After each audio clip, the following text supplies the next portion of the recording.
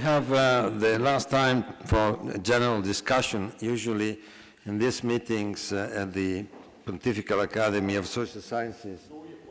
Yeah, okay. What I wanted to say is that we can ask questions not only to the last speaker, but also to the whole speakers of the day. This is usual in this kind of meetings at the Pontifical Academy. Which one first? Rocco first, please. Thank you, Marco. It was very good. When I was a young man, I remember, I lived in Torino, and I went at Mirafiori to distribute leaflets to the workers. At that time, in Mirafiori, there were 50,000 people working, and they built cars. And when I say they built cars, I mean they built all of a car. Nothing was produced out of Mirafiori. In Mirafiori, you had all what was needed to produce a car. And the 50,000 of Mirafiori were the Italian working class, the model, the avant-garde of the Italian working class. And everybody thought, a little bit on Marxist terms, that other kind of small enterprise, all kinds of hand workers had to, in time, had to disappear. And everybody should become more or less similar to the working class of Mirafiori. I have noticed that you have been perhaps the first one in Italy, well, also another one did, but it's not a good quotation, it was Antonio Negri. The first one, after Antonio Negri, to see that what is happening today is disrupting the old model of trade union. In Mirafiori, the trade union was the expression of a community of workers who lived together and had many things in common, and they had also the hope of bettering their situation through a collective action, the action of the trade unions. How can they do that now? Because they are spread on the territory, and they are not a point of reference that keeps them united. And you have found a word that has been resounded in my ears because it reminded me of another experience that I have had, that is solidarność. You have found the word community of workers. How can we constitute a community of workers? Because this system is a system that disrupts the community of workers, destroys the sociological basis of the community of workers, and this is the reason why it cannot be governed. It can be governed only by the capital and not by the workers, because the workers are not united. They are divided, also physically. And in the car is produced one part in Poland, one part in Sicily, one part, and then it is put together somewhere. And what is this the death of the trade union? How can we think the trade union of the future that cannot be the trade union of the past? A trade union that is at the level of the changes that are taking place now. Thank you, Rocco. You talked about the tragedy not of commons, but the tragedy of the trade unions, which is really something happening today. Stefano. Thank you, Marco. Thank you for your lively presentation, also very stimulating. In the 19th century, the so-called neoclassical paradigm in economics developed a theory which was called the marginal productivity theory of income distribution. The idea was to link wages, or in general remuneration, to the marginal productivity of the worker. The idea was you work harder, you are more productive, then you deserve a higher wage. Now, this theory, of course, went up, but after the Second World War, it started stopping. And the results today are under our eyes. For instance, you have seen that, you know what does it mean, CEO pay ratio. And when last August 19th, the Business Roundtable in America, the top 181 CEO of America, they signed the famous declaration saying that they want to become good people now. 10 of those 181, they have a CEO pay ratio which is equal to 1,000, which means that they have, according to the previous theory, they should have a marginal productivity 1,000 higher than the average worker. Now, of course, that is ridiculous to me. My question then is, why trade unions never objected to that, to this change in the retribution policies? They implicitly accepted what we are observing nowadays. When Jeffrey, before, in his presentation, he indicated the 15 names, he could have had many other people. So why from the trade unions, according to you, there was no objection? Because after all, the theory was a rather well-established theory. It was the so-called neoclassical model of economics, but I do not want to enter into these technicalities. A second question linked to that, I don't know if you happen to read a very recently published book in the States by the American sociologist at Yale University, Markowitz. The title is revealing. The title of the book is The Meritocracy Trap. Now, in that book, he's an American. He's not a Marxist or whatever. He says this meritocracy has become an ideology to justify inequality, so that, as somebody before said, if you are lower in the scale, it's your fault.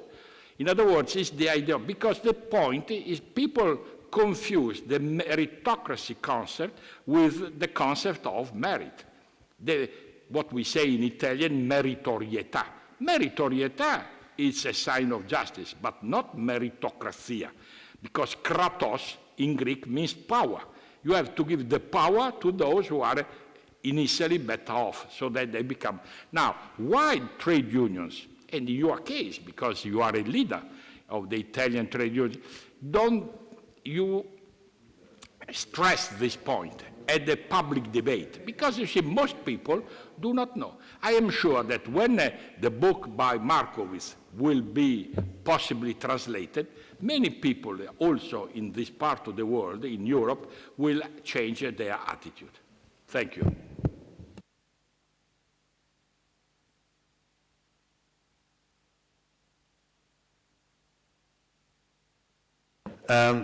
Marco, would you like to respond now or collect other questions now? Okay, please. The first question of Rocco is the hard life of the modern unionist. But the example that you use, Mirafiori plant, changed not only for the technological revolution, it changed for an idea of the work organization, tertiarization of the work about 1980, with a lot of worker that was fired. And now we have a lot of small plant, a small company. The medium of my sector, metal worker sector, is 15 workers per factory, per plant. So in Italy, the medium dimension of the factory is very small. But what you say depends for a lot of factor. In the labor in the plant is not yet a community for a lot of factor, economic factor, political factor, and the dimension of the plant influence this, the destroying of the relationship between the people. In the ethic culture, invest on the destroying the relationship between the workers. And now it's very hard to rebuild a community of workers. And we have now Mirafiori plant is smaller, is now work in Mirafiori and Grugliasco 10,000 people, and because the engine is product in the south of Italy, a lot of components of auto is in a small plant, and the car of the present compared to the car of the past has the same components of mechanic components, but has a lot of more electronic and software components. So when the technophobia, also a lot of unionists has technophobia, talk about Fiat Uno needs 1,000 people, Fiat Punto needs 100 people, but it is a statistics only to the assembly of the car. The car of now use a lot of software that it is hardly work, is time work in other plant. So the time work and the work is changed a lot in these 10 years. And the second question is how can we, to Rocco, how can we do union now? We need to use technology, because if a company use an app, use a skill of people, we have to change our role. In the past was to protect the people. Now we have to promote, to improve the skill of the people. Now we have to change the role of the union. The past role is not necessary. Traditional unionist is not useful in the modern labor market. And the second question is that the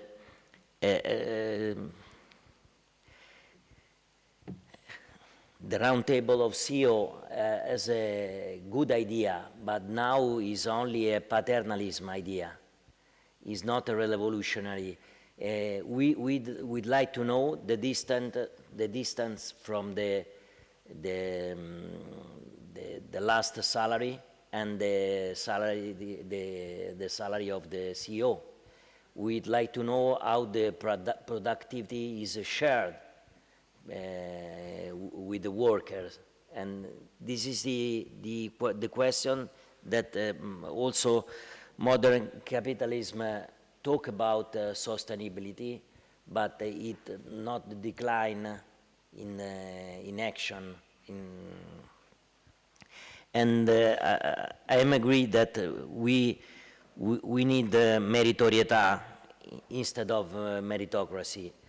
But in Italy, we need also meritocracy, because we have a system to view the skill of people in the work that is very old.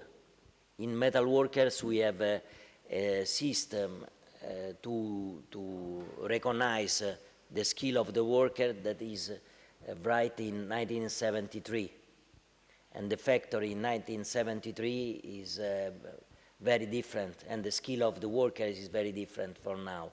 So, like a union, we have the challenge of change a lot. We need to change radically to the paradigm of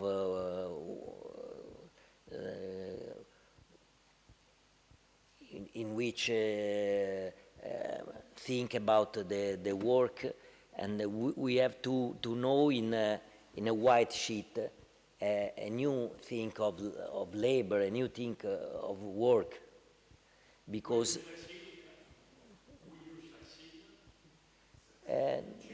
not yet, but we need it.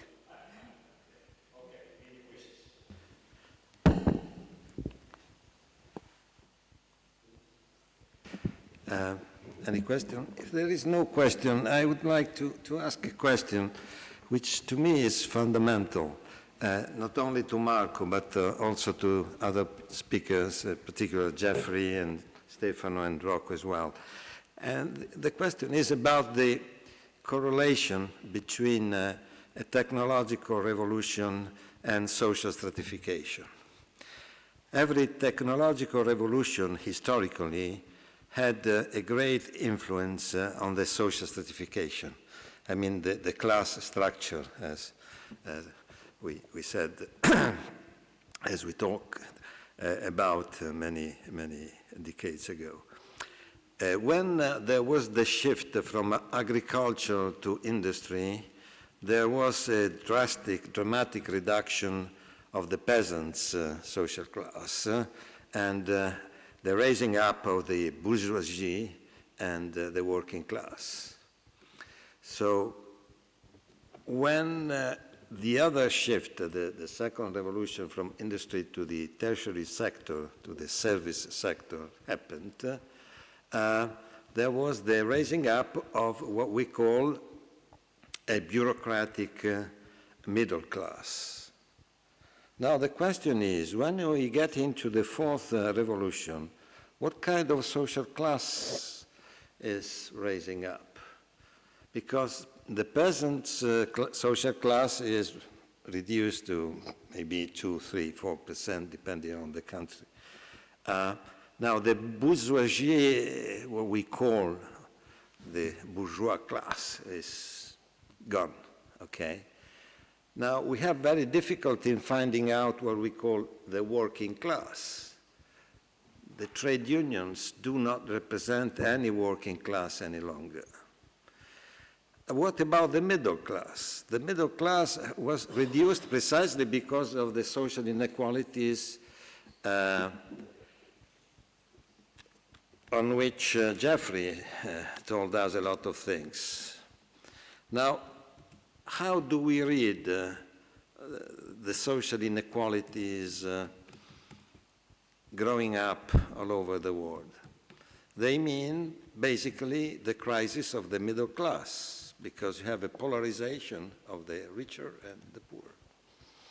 The middle class is disappearing. Now, the question is, what about the fourth industrial revolution? What is the social class emerging, if any, behind that kind of digital revolution? Because this is a sociological question, but it's fundamental because a lot of things depend on the social stratification. It depends the structure of society, the kind of political system, the kind of democracy, and so on and so forth. If you change the social stratification of a country, the implications are huge, huge implications. But now the question is, what kind of social class is emerging? It's not a question of meritocracy as an ideological factor. We are talking about the changing structure of jobs and therefore of social strata. So we don't have anymore a significant peasant class. We don't have a bourgeoisie. We don't have a working class. The middle class is disappearing. What kind of social stratification are we getting for the future? That's the question I would like to raise.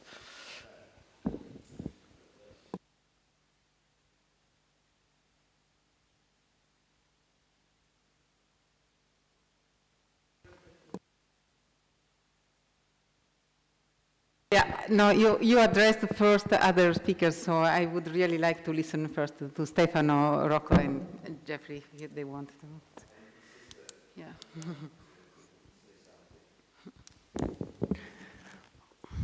I do want to say something, but I'm not sure how to verbalize it. It's something along the lines of looking at these introductory parts of this program. You know, what I see here and what the Pope is saying to us is we need to combat, he uses things like combat the proliferation in our present world of inequality traps. He talks about to promote to mature consciousness of the implications. You know, the verbs that he uses in this document, I think, are much more about, not so much about us reflecting on and thinking about, but much more about trying to give a model of where we want to go. Because what I always think about is that so often we feel helpless in the face of technological development. And that's a really mistaken idea, that the technological development is in our hands. We can form it. Now, that sounds a bit maybe fascistic, or I don't know, but I mean, I think it's also a hope for us that we're not just in the hands of this nameless, faceless, impersonal force that is going to take over our societies. You know, as I said before, I mentioned before the beginning of the Industrial Revolution, you have two different kinds of machine. If you look at them, they look the same, but they have completely different philosophical ideas behind them.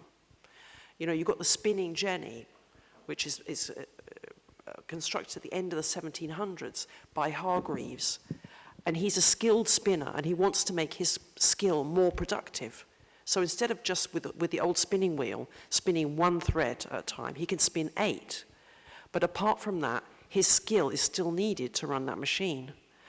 What happens later on in the 1820s, 1830s, you have these very fragmented structure of spinners providing thread to the capitalists who own the big steam engines, who are running the weaving machines. So you've got the big capitalists who have invested their money in the big steam engines, very expensive steam engines. They're running these big axles that are running all the weaving machines as you go down the factory.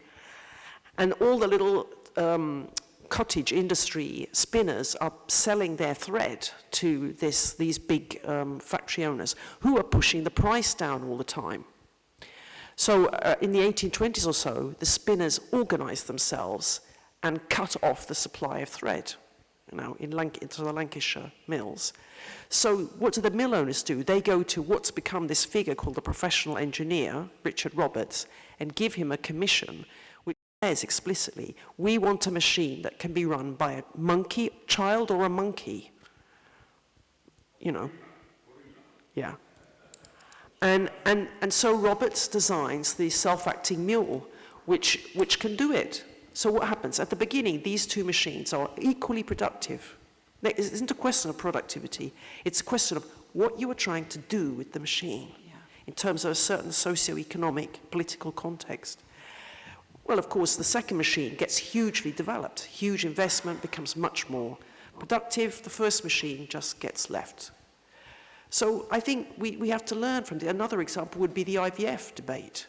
You know, before IVF became the big technology for helping infertile couples there were alternatives to IVF, which were also being developed. But of course, they didn't give you the chance to get your hands on the embryos. So what happens? That technology gets developed because, I mean, we have this over and over and over again, that we've got this political situation influencing the way technology is developed. So I think we should be much more aware of that we should be trying to, you know, as he's saying there, combat this throwaway culture, right? Combat this way of thinking about technology. If we look at the historians of technology, they tell us technology doesn't have to be like this.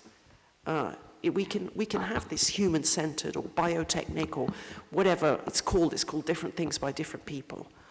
And I think that's what the Pope in a way is calling us to, you know, in this meeting. So I don't know exactly what we can do with it, but I think I just wanted to say it now since we're talking in general about the session. Thank you. May I try at this point? Yeah, if I may, just a short question to your answer, but I want to follow up on this again. So the short answer, my short answer may be trivial to your question, is that this correlation, tension, balance between technological development and social stratification you were mentioning was driven decades ago, centuries ago, by things, so by the productivity activity, and now is very much and increasingly mediated by knowledge. So I think that nowadays, because of digital, right, technologies, is very much based on knowledge. So depending on the kind and amount of knowledge we have access to, societies are really stratified and more hierarchized too, somehow. So, but, and I think that in the first scenario, yeah, the stress and the emphasis on capabilities, on skills was very effective in reinforcing that kind of stratification. And nowadays, more and more, the power is based on the narratives of the knowledge, the content of the knowledge we possess or we think to possess, because I really think that at the end of the day, in the first case, as in the second one, the challenge is much more related with our understanding of what we were able to possess and to produce, and now we were able to know. So, yeah, let me stop here and see if somebody else. For this suggestion. Perhaps it was not very clear. I made not so much clear the fact that in my question I was provocative, particularly towards my sociologist colleagues like Bauman, for instance. When Zygmunt Bauman says we live in a liquid society, and liquid society has become a mantra everywhere. It is not true. We are seriously structured, seriously stratified, but what kind of stratification is there is a mystery, and that's the question. Father Paolo. Yeah, thank you. I really appreciate your question, and that helped me also to answer to Marco. He knows sometimes we fake fight one against the other. But what I feel really real now, that everyone is looking for a new narrative. The transformation is clear. Everyone is saying that things are changing and are changing fast. But especially the business leaders are looking for a different narrative. So one of the hugest narrative is the one that look at horses in Manhattan, early 19th century. In few years we changed by people that was used to put iron on the horse's foot to tires. And everyone is saying, oh, if you still look at horses, you simply look at the transforming business.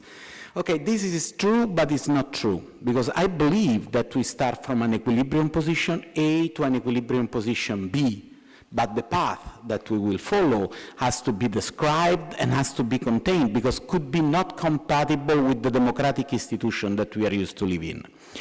So according to that, I would like to suggest also another narrative to this one. Probably we are facing something like Central Park. Central Park, if you look at, to remain in Manhattan, if you look in a real estate business, could be understood as a no business zone. So should we try to suggest something like a no business zone? Look better at Central Park. Central Park was decided at the end of the 19th century by the municipality of New York. It cost $5 million to the municipality. The last evaluation of the land is $5 trillion at least. That means that if we don't decide which kind of space could be used by business as they wish and which one not, later is too late. It will be too costly to change the development. And the second thing is, and I'm talking of Central Park as ethics inside business. And if you look at the real estate, the value of the property alongside Central Park skyrocket. So it's ethics inside business is not something that simply say, stop it. And what is the new here, according to the stratification in society? let me start from an example, AI-driven inside business. If you look at Translated is one of the biggest company in translation text that use AI. With this AI tool that make a rough translation and assign the translation to a specific person according to his own ability, the company can grant to some translator 100,000 euro a year. That was unbelievable high for a translator, but not everyone, only few. So if before we have a stratification that was horizontal, so blue collar, white collar, and so on, now it's not anymore in that way. And this is really transformative, is really uncommon. And it's really changing and make it more complex, because we are not anymore facing blue collar, and blue collar can make a union. We are facing someone that could be included inside this digital transformation, have a better life, and someone that will be excluded. At this point, education became really, really important as an ongoing process. Or we say that we left behind someone, or we have to make path and attempt to take people on in an ongoing process to avoid this kind of extreme excart of people. So it's a lot of challenging, and we have to change a little bit the approach and narrative to this kind of topics. Thank you, Father Paolo. Marco wants to say something, please. Yeah, shortly. Digital revolution has a lot of responsibility. For me, it's a lot of represent a lot of opportunity, but we don't do responsibility that it haven't. If we think about the a plant, a factory, the digital inside the manufacturing erased, cancelled the border between the white and the blue collar, erase with an upgrade of skill, not a downgrade. When we talk about the poor work, we don't talk about industry. We have to talk about service sector. The poor work of digitalization is in service sector. And if we talk about social inequality, we have to needs a view different by the past. For me now the social index, the Gini index doesn't represent all the social inequality. There are a lot of factors that represent the social inequality. The access to the knowledge, the access of training. In metal workers we fight and win for a right lifelong learning to the training for the worker. And for us, this is useful to win a lot of social inequality, because only an exchange between work and salary is a poor exchange. We need to have an higher exchange between the work and the company. Marco, Professor Quintarelli asks for a question, I think.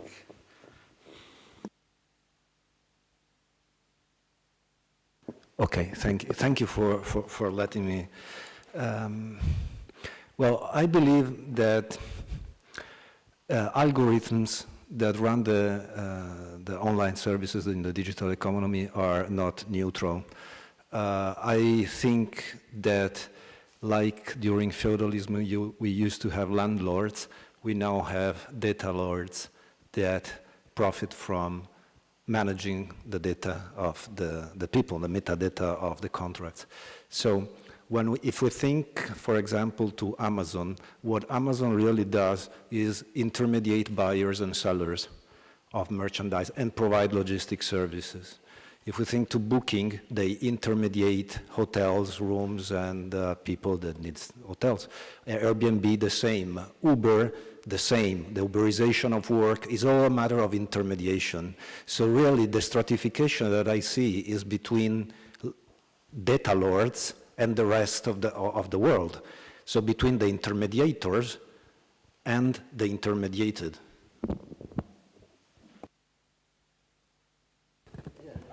Yeah, sure. Yeah. I would like to remark what Marco just said a few minutes ago. He is right. The Gini coefficient, Gini was an Italian statistician, was intended to measure income inequality. And that it's okay. The point is that nowadays, income inequality is not the most important cause of inequality. Consider gender inequality, consider health inequality, consider territorial, in the case of Italy, north and south. There is a terrible inequalities between the northern region and the south, and that is inequality. Consider educational inequality.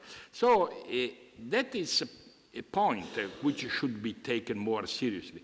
The point is that the trouble is with the economists, because economists are economists. You see, they only deal with income, which is relatively easy today to measure. Because when you come, for instance, to gender, men and women, how do you measure? What are the metrics to measure the inequality between men and women? Or access to health? How do you measure that? You cannot use income. So that is why it is urgent nowadays to use the notion of social equality, where social has to do with the other dimension I was talking about.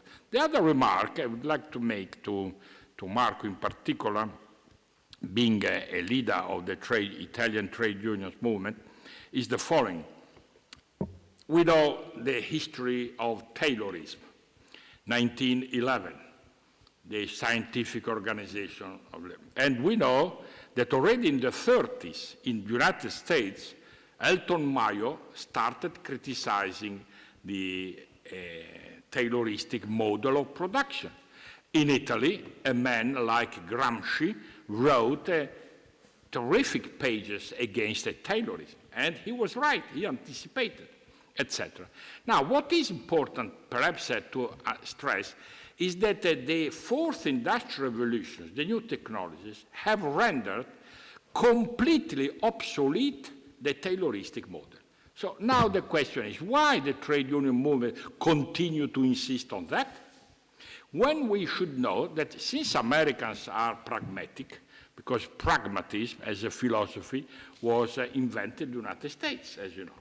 And as you know, they are already getting rid of the Tayloristic. In 2007, Brian Robertson from the Harvard Business School produced that book whose title is Holacracy. It's a Greek word that used in America.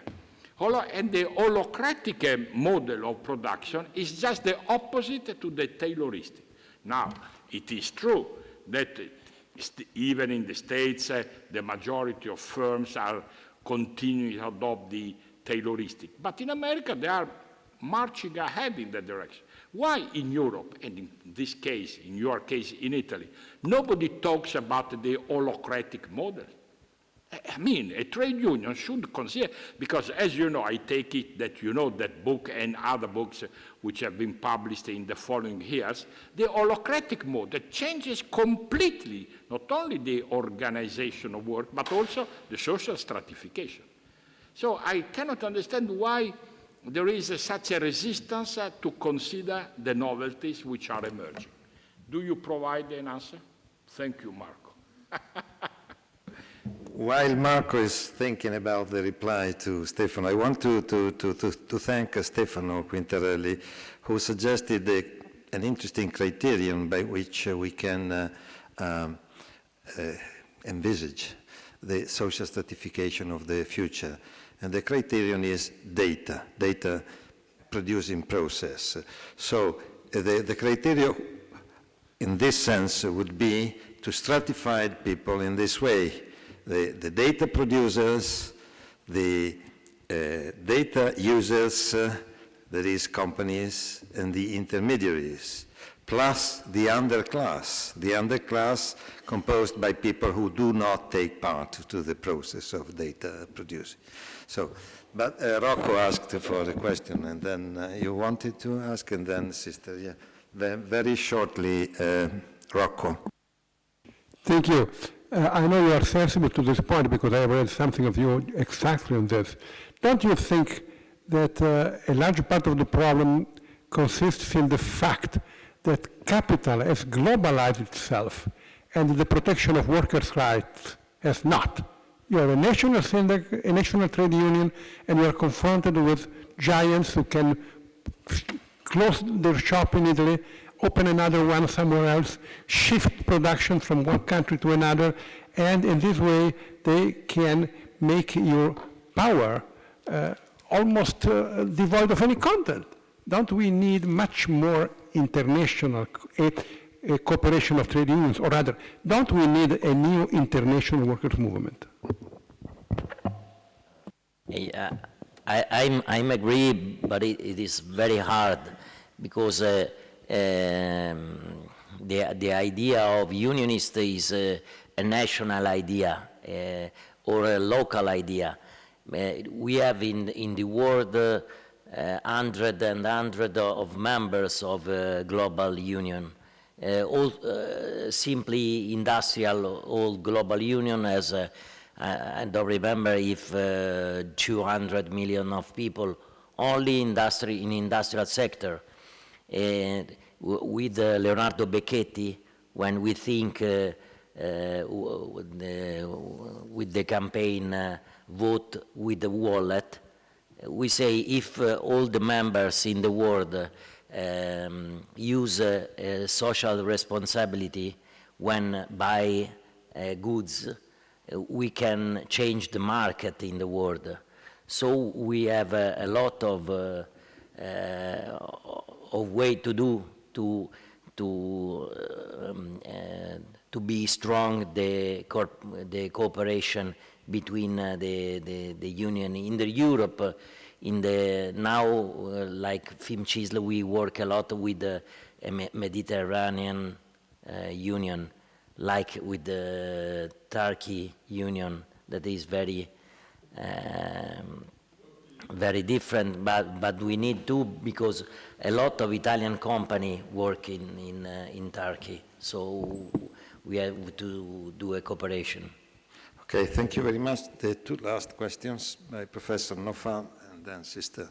I really like your paper. I have said 2 times before you came that I really like your paper, particularly coming from a worker leader. There are 2 titles that are very important. The work does not disappear, it will transform, and training as a right to the future. And there you said that because of this, investment in training and education should be the main spending chapters of governments and business. So I will ask you some questions related to this. Why not about trade unions also? Why has not happened? Less than 1% of the budget of national governments in Europe and in the United States has gone to labor retraining and active labor market policies. So why it didn't happen? How we can make it happen? What should economic incentives or subsidies be given for labor retraining? And third, how do we make it effective? My vision as an economist is we have dramatic information failures in the labor market. When this technological change for me is singular. It's not the same as in the past because of the speed and the scope. And statistics, labor surveys are annual. When you want to, it's late. You need more granular sources of data. But the professional networks that do have, for instance, LinkedIn, the people that is not so much manufacturing, but it's more service. So how we can, I think we should, I think we need initiatives at the global level. Only the US and Europe have 2 databases, which is the ONET and ESCO in Europe, that divide the occupation by tasks, because this technological change is skill and task bias. When the world wanted to globalize goods, all got together and harmonized taxonomies for goods and for tariffs. We need to have better developed labor taxonomies, harmonize this internationally. We need to encourage enterprises when they look for jobs in platforms to use this taxonomy, and we need better data, particularly regarding which skills are demanded in new employment and which skills are not demanded, so we can solve the skill mismatch problem by investing more, but investing better. So I wanted to ask you whether you think this is right, and how we can, yes, invest more and invest better and do it multi-stakeholder, governments, business, and trade unions. Thank you. Sister, did you ask for an intervention? Yes, please. Just to say one quick point about that, I'm really not convinced it is so singular, this technological change. I mean, we can talk about it, but I think the disruption that people went through when they went from the agricultural sphere to the factories, it was a vastly more disruptive change for them. But what I would agree with you about is that we are seeing this change contemporaneously across many, many countries at the same time. And that is a bit different from the past. But I'm not sure that it makes it singular. Anyway, what I wanted to say was, I think this.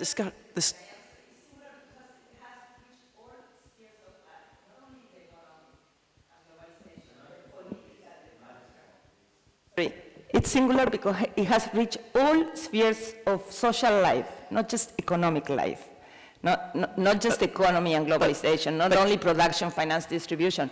It has reached social interactions. It has reached the cultural sphere, the political sphere. The politicians are mediated by the... Excuse me, okay, it's fine. I understand your point of view. I'm not convinced, but we can talk about it afterwards. Okay. So the other thing I wanted to say, though, the main thing I wanted to say was your discussion between the two of you about the way of thinking about social stratification.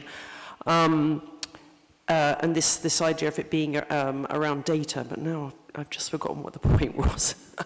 Wait a minute.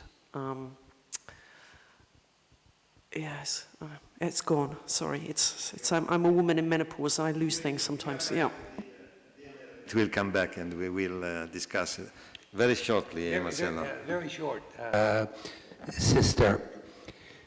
The development of the steam engine, which created enormous common good in the long term, sent 70 million souls to the New World. This was an unprecedented disruption in nearly all spheres of life. As a share of the total world population, then it's unlike anything we've seen today. This created countries like Argentina and so much of the United States and Australia. So I think that it's important to be mindful, as you suggest, of the discontinuities in the human ability to be extremely disruptive, and our metabolic capacity to adapt to these disruptions. So what we're seeing today is not isomorphically discontinuous from other great transitions flowing from technological change. Okay, thank you, Marcelo. Marco wants a very short reply. Yeah, I think that the political party has a short horizon, only of someday election, and we fight in a national collective agreement to win the right of long life learning for the worker. So now is a right for all the 1.6 million metal workers in Italy. And but we need to have politics and the unionists against populism, because if we hear what workers want, he asks only salary. So we need to have a vision of long period vision, and we think that we it's better to have less euro in the wallet and more competence in experience and training. Okay, thank you very much to everybody for this interesting discussion. I think we deserve a dinner, and we will continue tomorrow. Thank you to everybody.